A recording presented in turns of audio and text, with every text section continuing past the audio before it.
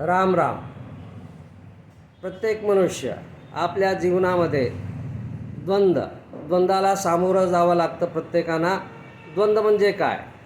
द्वंद्व म्हणजे या जोड्या आहेत, सुख दुःख, पाप पुण्य, चांगले वाईट, हे असे जे द्वंद्व आहेत, त्या द्वंद्वाला प्रत्येकाला सामोरं जावं लागतं.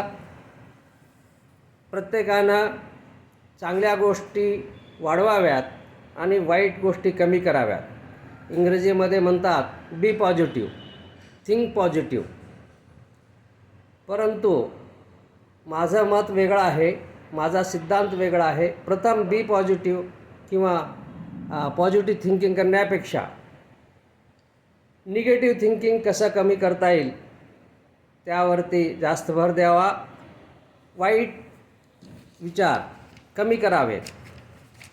पॉझिटिव्ह थिंकिंग केल्याने वाईट विचार कमी होत नाही, परंतु वाईट विचार जर मनातून काढून टाकले तर चांगले विचार मनात येतात. म्हणून मी नेहमी म्हणतो की सुखासाठी प्रयत्न करण्यापेक्षा दुःख कसं कमी करावं त्याकडे जास्त महत्त्व द्यावं.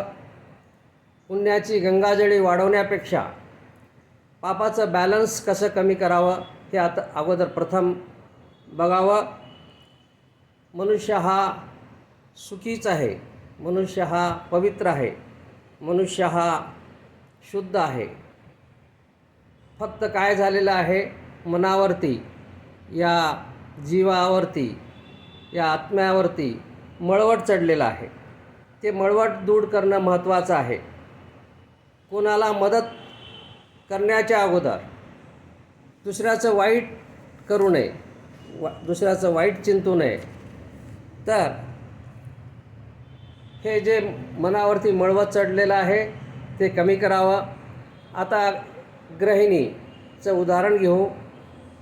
ती दूध तापवत असते, त्या अगोदर काय करते, दुधाचं भांडं स्वच्छ करते.